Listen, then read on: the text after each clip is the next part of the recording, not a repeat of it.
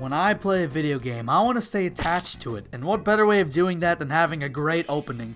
A good opening is important because it can hook you into a game or a book or a movie or etc. I don't know. You need to start out somewhere, as well as start out with a bang. Look at The Lion King. I mean, what's that movie without the iconic scene with the baby Simba and the monkey? To me, a good opening could be an easy tutorial for me to get used to the controls and the gameplay, a good introduction to the setting, the characters, and the lore, or if it's just entertaining enough to interest me. I don't know, something simple. These are the 3 main points, and I kind of want to talk about them. If an opening isn't any one of these 3, then I'm sorry, I don't want to play with you anymore. Now, you may be thinking, but Wanup, why are you talking about tutorial levels? They're incredibly boring, and to that I say, have you played Uncharted 2? Sure, many opening levels kind of treat you like a fucking baby. Like, dude, I know how to jump. I'm not a freaking Jelly Tarzan. Anyways, let's look at the first bullet point. A good tutorial. It's me, Mario!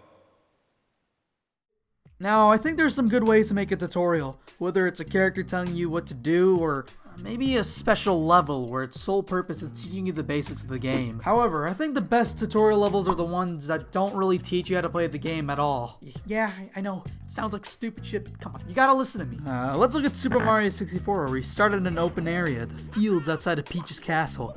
Now, you could be a nerd and read this sign, or you could play the game like a fucking normal person. It's starter friendly, playing in an open, calm environment with no enemies but the chime-like feel of the bird chirps. Similarly to Super Mario 64, Breath of the Wild also gives you a sandbox, the Great Plateau, which is a much bigger area. In the Great Plateau, you're able to test your abilities and resources to help you get used to the game. However, unlike Super Mario 64, you're given an actual objective to collect all the Sheikah Slate runes and get the paraglider to progress the world and explore more. I like this form of indirectly teaching you the basics because as one who likes to play some good-ass games, you gotta deal with the stupid garbage like the Flood tutorial in Sunshine. I'm in love with you game, but goddamn, let me skip those cutscenes with the weird elongated tongues. Now, learning about the controls is probably never the best part about an opening. Usually it's the later 2 points, which are honestly the meat of the experience. Let's talk about the second point, world building. Good morning, and welcome to the Black Mesa Transit System. This automated train is provided for the security and convenience. Now, world building is important because you want to get to know the characters in the world you're in. You want to create an objective, get the bananas, escape Raccoon City, find the treasure. These are good motives and they work because they introduce the setting the player is going to be in throughout the entire game. A game can do this with cutscenes, introduce the story, as well as set up the mood of the game. The Last of Us has a pretty good opening in my opinion. It really shapes this Joel guy to be a loving father, and it's got this sweet father-daughter relationship with him and Sarah. Until it goes to shit, and there's some fungi parasite outbreak, and then, spoiler alert, 3, 2, 1, Sarah dies. She dies. And 20 years later, Joel's with a new girl, her Ellie, and after a bunch of ladders and dumpsters, we see them develop their relationship, and Joel looks at her like a second daughter, which I find very poetic.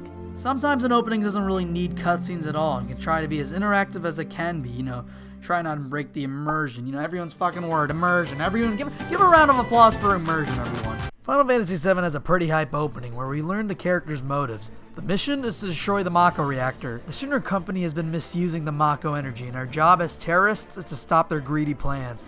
Yeah, this is a time where terrorism was cool. Anyways, we meet the hot-headed Barrett as well as the charming Dick Cloud. All we pretty much need to know is that the company's a bunch of bad guys, until Sephiroth. Half-Life doesn't have any cutscenes. It's the stuff around you that explains the story, like the train ride that gives you a good idea of what goes around in the research facility.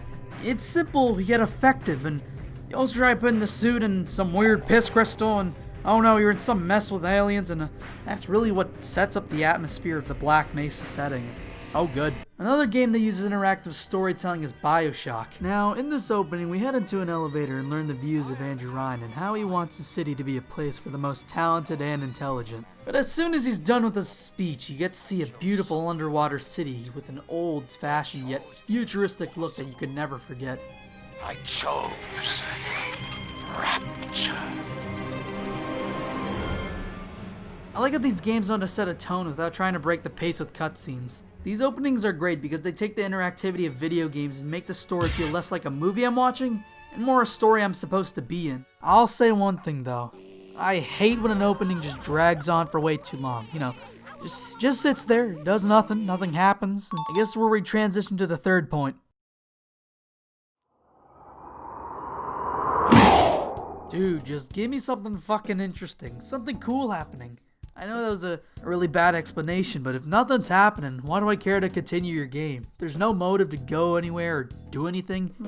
Where am I supposed to go, man? Honestly, the Metal Gear Solid series knows how to make a good opening, from the cool elevator opening at Shadow Moses, or meeting the boss at the bridge, or maybe Snake's cool, effective war speech in MGS4. However, in my opinion, I think MGS2's opening tanker section is up there as one of my favorites. You got a cutscene where Snake just falls off the bridge and it's got some nice vocals and music, and he lands on the tanker with this cam electricity that kind of looks like Terminator but its own thing. And the section itself, I mean, it's classic Metal Gear stealth, and you got everyone's favorite Snake, and he dies, and here's a pretty boy. So I did Mario 64, and I kind of look at Mario Galaxy because kind of feels like Mario 64's opening, in which you're left near Princess Peach's castle, but the movement's much more simplified as it was back then, and there's a lot of stuff going on as well. It's also way more cinematic than it was back then, and it's definitely an evolution from Mario! How dare you disturb my family vacation?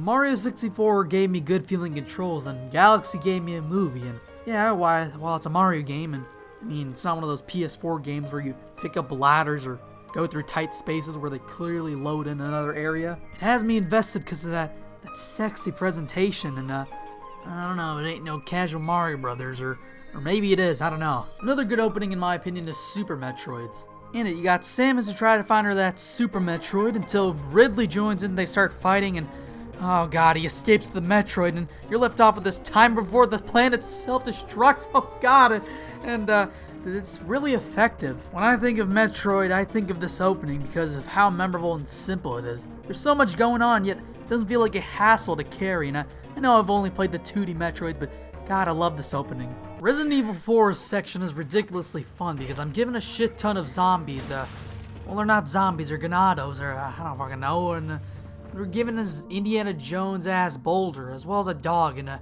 you don't save the dog, then what the hell is wrong with you? Also, that title sequence ends off with a frickin' stupid line. Where's everyone going? Bingo? It really gives off that action movie tone with the cheesy quote. Okay, now I have to admit, I'm a Persona 5 fan. In Persona 5, we're in some random casino area trying to escape from the police, and they turn into a shadowy creature, so you question where are we in this world, and you get arrested. We're then brought into an interrogation room where Joker has his casual clothes and move into a new part of Japan. And throughout the entirety of the game, they tease bits of the interrogation as Joker meets a bunch of new people and goes through a bunch of palaces. Until we get to the part of the story which has a really cool plot twist that I won't spoil, and I really think this is a cool way of writing an opening. One where they start out with the climax and then go into the introduction, and we build up the tension through the rising action until we get back to the climax and we continue the story from there. And you're thinking, Persona 5 is the only time that uses this, right, Wanup? Wrong! Uncharted 2's opening has Nathan Drake waking up in some random ass train, you know, a normal ride until the train moves up and Nate is left off to fall out, but he grabs the pole and he has to climb up. This is a scene I care about because I don't want my precious Drake to fall and die. I liked him in the first game, and he's in a really bad state with the wound, yet he tries to get up. First Uncharted, yeah, it's normal shooting bad guys. It's very tame. Now we get to this scene. It's we never seen something this crazy. We don't know how Drake even got in this situation, and I think that's what makes this opening one of my favorites. I think the build-up's really good. Now, openings don't have to be the main meat of the game, but what's gonna pull you into that magical experience? That's right, the fucking opening.